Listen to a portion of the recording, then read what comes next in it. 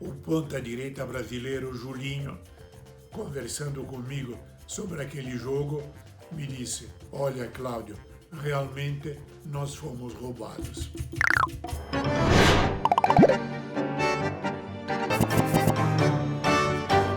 Os maiores times e seleções que eu vi jogar certamente foram o Santos de Pelé e Coutinho, a Honved de Puskás, Kocsis e tantos outros, o Torino de Bacigalupo e Mazzola, o Real Madrid de Di Stefano, o Barcelona de Messi e talvez o Manchester United quando lá jogava Cristiano Ronaldo.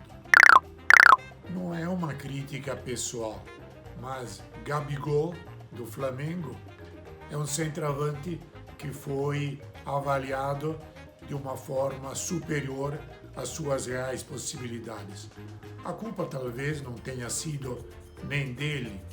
Eu me recordo que quando ele chegou à Inter foi precedido pela fama de um novo Ronaldo, o fenômeno. E é claro que não tem a mínima comparação entre ambos.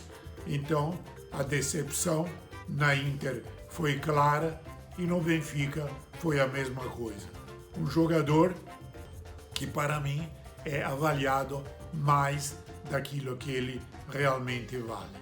Quanto ao time, talvez possa ser o Flamengo, que conseguiu uma série de excelentes resultados, mas não me parece ter a continuidade necessária no tempo para se consagrar como um grande time a ser lembrado daqui a 20 ou 30 anos. Tem alguns times e alguns jogadores que são subestimados. Um desses, como time, é o River Plate da Argentina. O time dirigido muito bem, por sinal, por Gallardo, vale mais daquilo que muita gente pensa. E quanto a jogadores, embora muitos reconheçam todas as suas qualidades, eu acho que o atacante Dudu do Palmeiras vale ainda mais daquilo que normalmente se pensa. Normalmente, quando eu trabalho, não torço, porque quem torce só vê metade do jogo, vê a metade do seu time predileto, não vê a outra metade. Mas há um jogo na minha memória em que eu não trabalhei e que me deixou muito irritado. Foi na década de 50, a final da Copa dos Campeões em Madrid, entre Real Madrid e a minha Fiorentina, com uma arbitragem absolutamente parcial do árbitro holandês Leo Horn, uma pessoa que até hoje eu detesto cordialmente. Futebol é um jogo e, como tanto, é talvez a coisa mais importante entre as menos importantes. Então, chorar por um jogo de futebol é uma coisa que realmente não diz nada para mim. Quando muito, como disse com relação à arbitragem de Leo Horn na década de 50, na final da Copa dos Campeões entre Real Madrid e Fiorentina, posso ficar muito bravo. Eu não costumo discutir futebol nem política, por uma razão muito simples. Mesmo que você consiga, depois de muito argumentar, fazer com que alguém mude de ideia, fica a pergunta introspectiva: o que eu ganhei com isso? Nada. O comentário de quem está torcendo: eu não preciso ouvir um torcedor. Quero alguém, se possível, presente no local, porque se ele estiver fazendo off-tube, ele está vendo a mesma imagem que eu vejo, e, portanto, não me interessa em absoluto o seu julgamento e esse sentido de observação que é muito importante. Eu gostaria de conversar um dia, num ambiente absolutamente amigável, com o árbitro argentino Ambrosio, um árbitro venal, do qual o uruguaio Esteban Marino me disse uma vez que era um árbitro que se vendia e que foi absolutamente parcial, como mais tarde, na sua autobiografia, o jogador Almir declarou naquela final entre Santos e Milan dos anos 60. São poucos jogadores com os quais eu gosto de bater papo. Talvez uma das poucas exceções seja Kaká, um jogador inteligente e que pode abastecer o bate-papo de observações interessantes. Mas, repito, na maioria dos casos, seriam bate-papos que não me interessam. Entre os acontecimentos esportivos que eu não pude acompanhar em loco, realmente me deixou um sentido de insatisfação por não ter estado presente.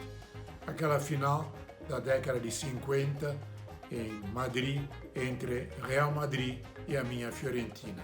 Teria gostado muito de ver, mesmo porque aquela impressão que eu tive, que o meu time tinha sido roubado pelo árbitro holandês Leo Horn, ganhou mais convencimentos muitos anos depois, quando o ponta-direita brasileiro Julinho, conversando comigo sobre aquele jogo, me disse: "Olha, Cláudio, realmente nós fomos roubados."